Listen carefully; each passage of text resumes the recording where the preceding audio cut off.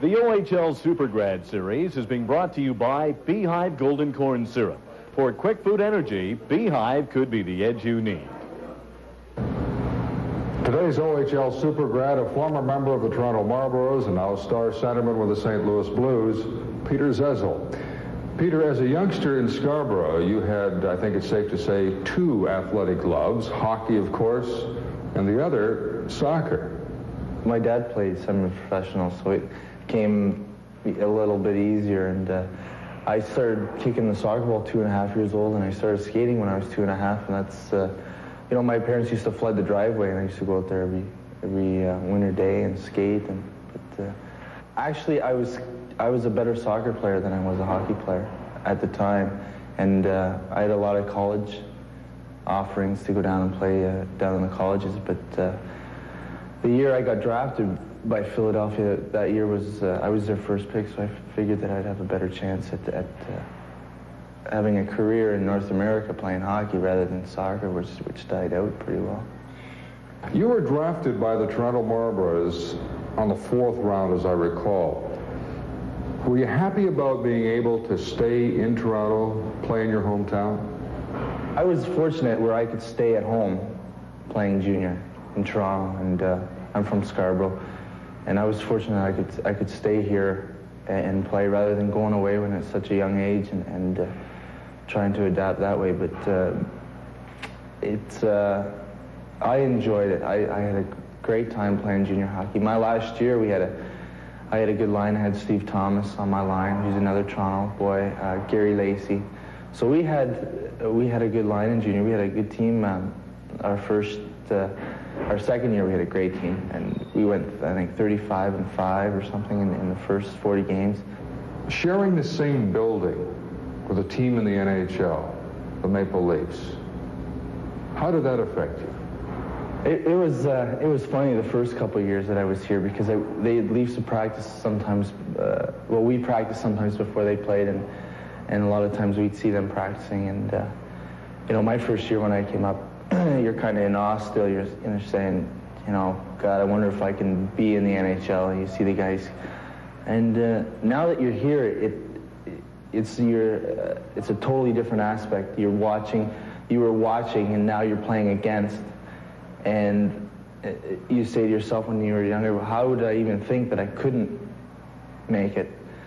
Because you're in such of a different contrast. You're playing junior, they're playing professional. And now you know, you just, basically, you just try and keep it out of your mind and just say, listen, if I work hard, I'm going to be here. How did you feel about not being drafted by the Toronto Maple Leafs when they had an opportunity to see you day in and day out? You know, it would have been great to play at home for Toronto, but I guess their plans, they didn't think that I could play for them at the time, and you know, you still wonder if you know, you'd still like to come back and play for your town, and you know, that's not out of the question. You know, I still you know, everybody gets traded and everybody gets moved around nowadays. You know, you just try not to worry about it. Well, even though you weren't selected by the Leafs, Wendell Clark was, and interestingly enough, his rookie season here in Toronto, he boarded with your parents in Scarborough. How did that happen? We had the same agent, Donnie Meehan, so when Wendell was drafted and came to the Leafs and was playing his first year, Donnie wanted Wendell to live at a home, and they picked my house, and they thought it was the best choice. It's out in Scarborough and away from, let's say, the city, where Wendell wasn't even too familiar with the city yet, and I think he enjoyed it too. He liked it, and my parents certainly loved it. Peter, you were drafted, as we mentioned, by the Philadelphia Flyers in the 2nd round. When you played junior with the Marlies, you were a prolific scorer, 133 points your last season, but you go to Philadelphia, and now they want you to become a two-way player, more emphasis on defense. The first year, I think they let, when we got there, Rick Tocchet, Derek Smith, myself, I think they said, okay, you guys, let's just play hockey, see what you can do.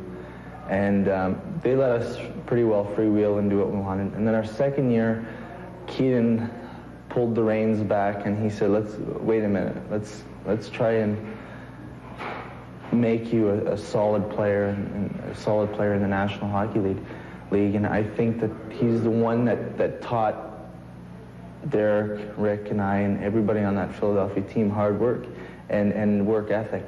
Philadelphia trades you to St. Louis, and you leave behind thousands and thousands of broken hearts because you have become some sort of a teen idol with young ladies in Philadelphia. I had one situation where I played 3 games in the National Hockey League in Philly, and you know, you're really quiet and stuff. And a girl came up and tapped me on the shoulder after the game, and she said she had a gift for me. So I figured it was a card or something or whatever. So we walked in her car, it was beside mine, and she opened up a big box. And she pulled out a wedding dress, and she said, "Are we gonna get married?" And I just kind of went, I just laughed. I got in my car real quick and I left for home. But yeah, those type of things happen a lot in Philly, and you know, you couldn't avoid them. You had to go places. You couldn't hide. Peter, of course, this is the Marlies' last season here at Maple Leaf Gardens. They're moving to Hamilton. And I'm wondering what thoughts you might have looking back to the hockey club not being here anymore. You know, my father used to come down here even when I wasn't with the Marlies and watch. He knows a lot of people in Maple Leaf Gardens since I've been here. And they used to let him in and watch the Marley games. And you know, my dad's retired, so he enjoys that. I think I've asked the trainer for the Marlies if I could have my shirts, that number 7 that I had, and disappointed that they're leaving Toronto. Peter, thank you very much for talking with us today. You've been terrific, and we wish you nothing but the very best with the St. Louis Blues. Thank you again. The OHL Super Grad Series brought to you by Beehive Golden Corn Syrup of the St. Lawrence Starch Company, celebrating their 100th anniversary in 1989.